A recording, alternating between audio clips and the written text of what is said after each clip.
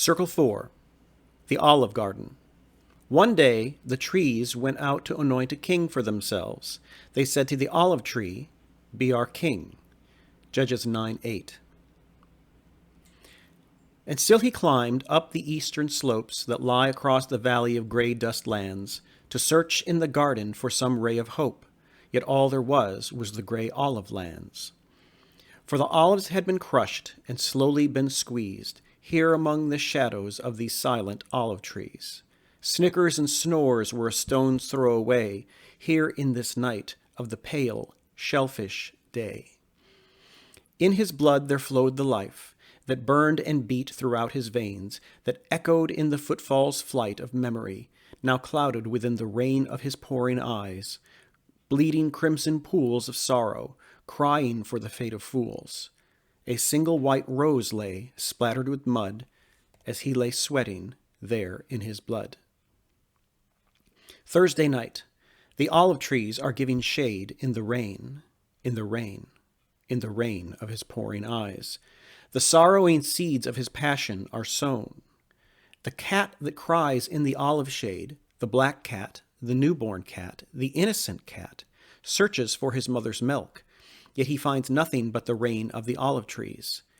And under a rock, under the moon, the cat curls and twitches in spasm from time to time, reliving the impending nightmare of the claws of an eagle and the teeth of the rats. Upon the eastern slopes of the city, in the torchlight, a sword began to plow the earth, preparing for the burial of a rotten, crushed core. Good morrow, wished the fleeing shadows, hiding in the trees, life sucked from their marrows, darting away from the dark eagle's claw that snatched up the cat, which the dark rat did gnaw. Holy, holy, holy. Tomorrow will be Friday. Friday will have no olive shade. The black cat, the newborn cat, the innocent cat, will crawl beneath the dusty red wooden crates that are thrown against a dirty white shed and live in the dirt underneath the hot April sun. He will die there. He will die there. The sacred head lays wounded and slain, slain by the serpent that lurks in the weeds, here underneath this sacred moon tree. The white bird cries, engulfed in the flames. The frost lays claim to the olive tree's dread, here underneath this garden grave's bed.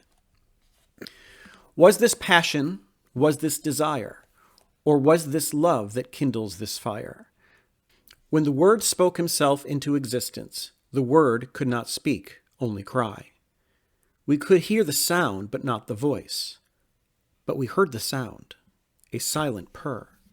Now, in a roar, we heard another voice, not just a sound, but a voice. It is finished. What tree is this that strangely bleeds? What fruit is this that strangely feeds off of the flood of dripping blood that permeates its roots and leaves?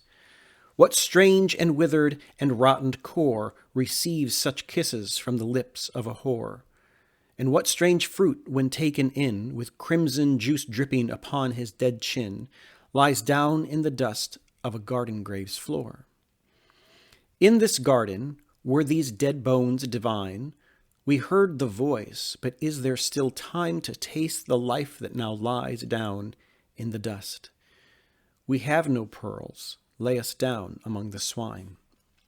I abandoned the black cat, the newborn cat, to the dust, and set him next to the wooden crates. I saw the serpent lurking in the weeds as I gnawed at my flesh, just outside the dirty white sheds of an old abandoned medical base. The cat, he left me, and did not cry. The olive trees were not nearby, only wooden, hollow, dusty crates, the true condition of heaven's gates. He craved for his mother's milk. He would not take my sour cream, only milk, which I did not have, for I was not his mother, but a rat. I live in the potter's field. In the potter's field I live. I purchased this field of blood.